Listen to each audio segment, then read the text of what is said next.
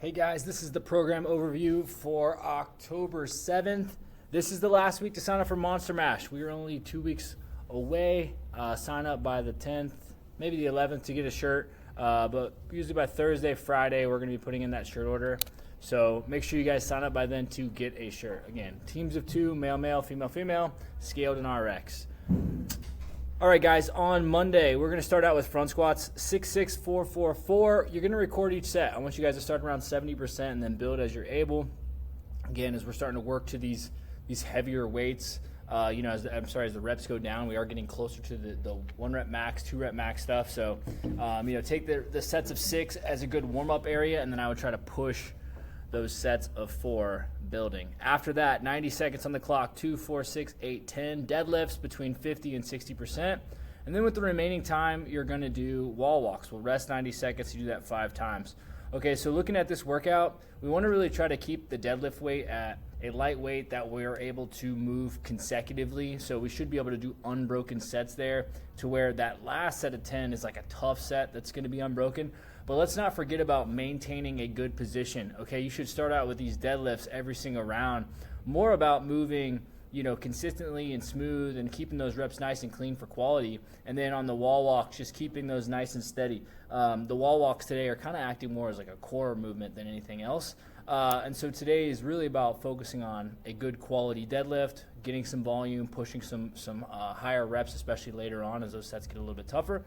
And then, again, with the wall walks, just moving consistently. All right, for Tuesday, we are going to lean on some gymnastics skills to start. So as we look at this, guys, we're going to be doing on the 90 seconds for 5 sets. We're using this as a primer for the second piece.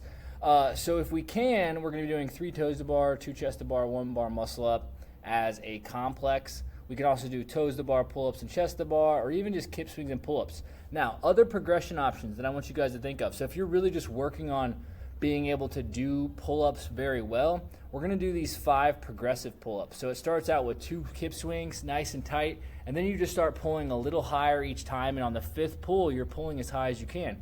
And that could be all the way up to where the chin's over the bar, or even just pulling to the belly, or even just pulling as high as you can. That's what we're going to work on, is just keeping that nice tight body position in that hollow and arch position, and then moving forward.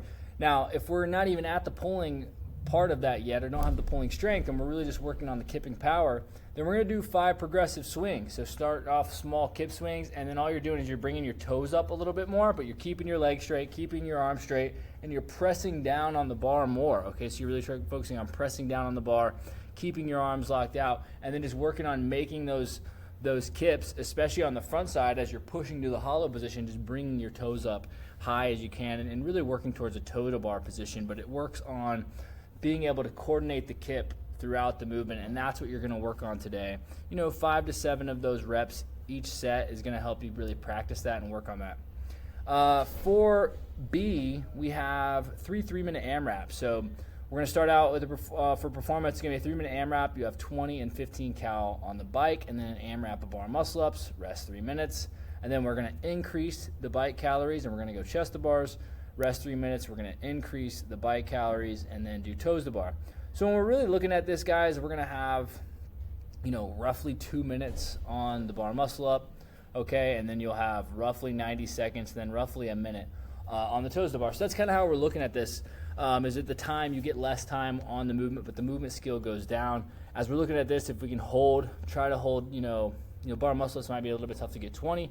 But, if you're into the 10 to 30 range here, we're going to try to push for the 15 to 40 range here, and then, potentially the 30 range here as well. So that's kind of how we get these goals and targets.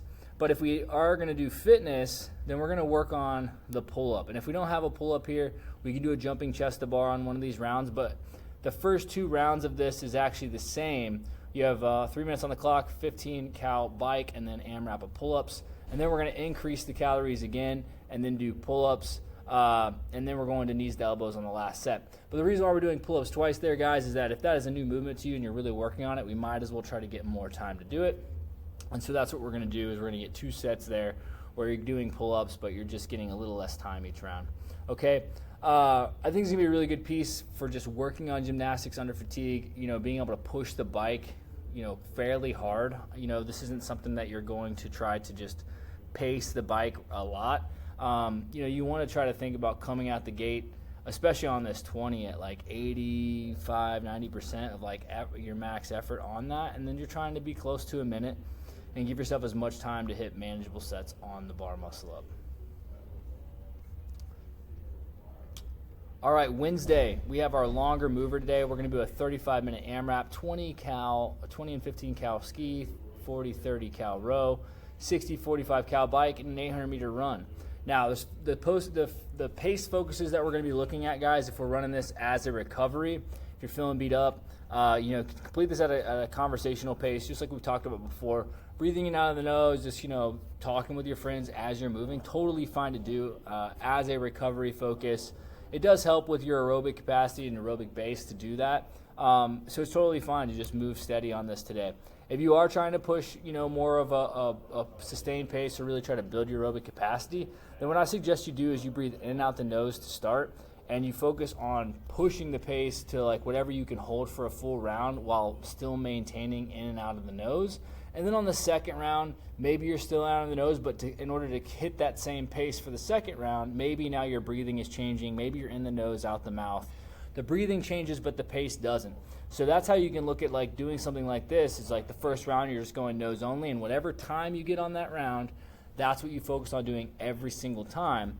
And then, you just kind of breathe it however you have to maintain the pace, the oxygen exchange needed for the workout. And that's a good way to kind of run any kind of longer races like this, especially when there's mixed movement. It's not just running or anything like that. There's there's different elements to it.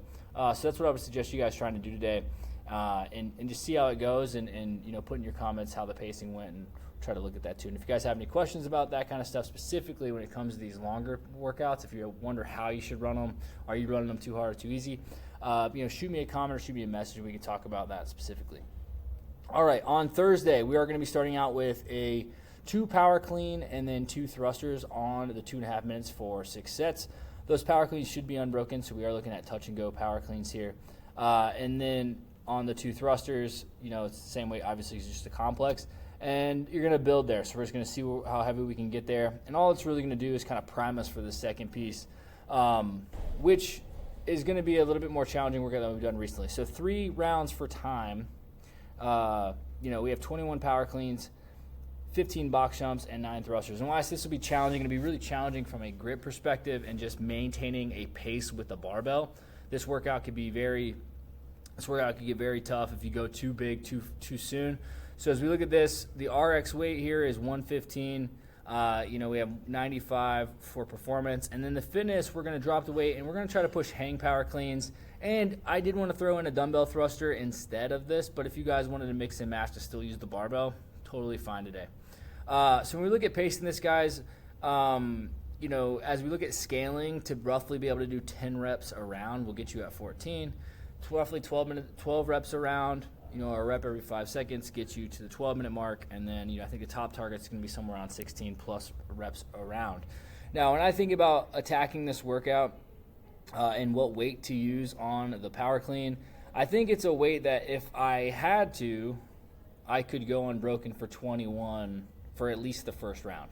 Not saying that that's the best approach to this, but if you're looking at that weight and you're like, there's no way I can do 21 unbroken, then that's probably where I would scale. As I actually look at what I think I'm going to do on this workout, I'm probably going to hit a set between 7 and 15. I don't know. We'll just see how it feels, and then hit another set or 2 on the first round. Try to do the power cleans in 2 sets, 1 to 2 sets, and then maybe it's 3 sets at the end. But then obviously the thrusters are going to stay unbroken, and the box jumps hopefully are going to stay steady enough to keep the pace moving. I think the thrusters are going to be kind of tough today, guys. So just as you guys are moving through this, use this box jump as kind of your regulator of pace today. So it's jump up, step down. You can always push that a little bit faster by stepping down quicker, locking out faster. But just be ready to go on those thrusters, because you're going to turn around from the thrusters, go right back to the power cleans, and that's where you can lose a lot of time. So I think it's better to start out at a more conservative pace on today's workout, using one of these kind of guides of 10 to 12 to 16 reps around, or a minute, and then go from there in the later rounds. All right, on Friday, we are going to open up with a 4-rep max bench press in 10 minutes. Okay, again, always wrapping the thumbs on the bench press. And if you need a spotter, ask for a spotter if you feel like you might fail. Okay, we've been benching for a while. Everyone should be pretty comfortable with that. But that's what we're going to be looking to do. After that, 20, 14, 10, 6, and 2 is 52 reps total. We have burpees lateral over a dumbbell, alternating dumbbell power snatches, and then handstand push-ups. We are going to push an RX Plus heavier dumbbell and strict handstand push-ups today. Similar to how we laid out the pacing for Thursday, sub 15 minutes is what we're going to be looking for, which is 10 reps around, which are 10 reps a minute, which, if you look at these movements, 10 reps a minute should be very doable. The only time you guys miss these caps is when you're looking at it and it goes 10 reps around, and the first round you're aiming for 20 reps a minute, and then you fall off. So if you look at, you're just trying to make this at a decent time, start off with 10 reps a minute, and you're not necessarily like waiting for the minute to continue going, but that's the pace you want to be just moving nice and smooth. And then you can always build and get faster at the end. I will say that these are going to be handstand push-ups that will be under fatigue, not only from today but from the day before, with the triceps being used in the last 2 workouts. So just keep that in mind that on these handstand push-ups that's where we want to really focus on breaking them up properly. I think a good top target here, guys, is going to be sub 10 minutes. It could be even faster than that, but I think just focusing on 15 reps a minute is a good overall range to be at, to be competitive here. So anywhere from 10 to 15 reps a minute, starting out on your moving pace, will be good to successfully get this workout done in time.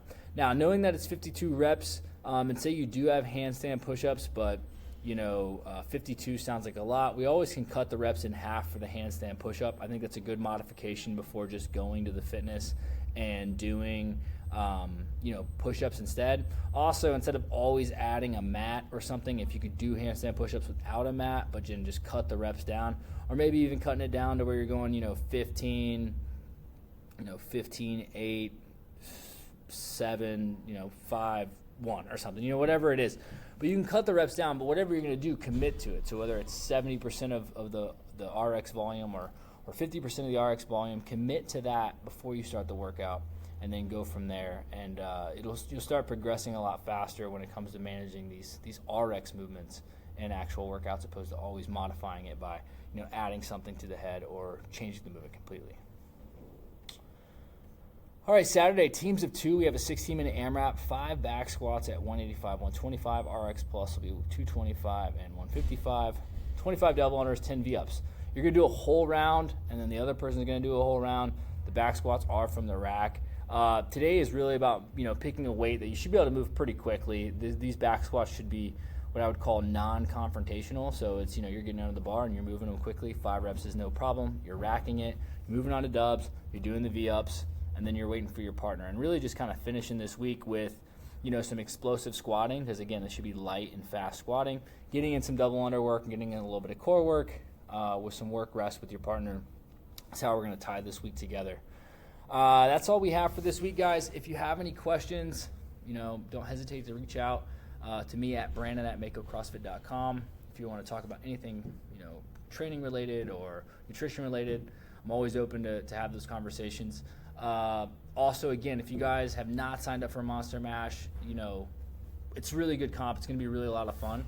So if you guys haven't had a chance to do that, do so. If you need a partner, reach out to us, and we'll help you find one. All right, we'll see you later.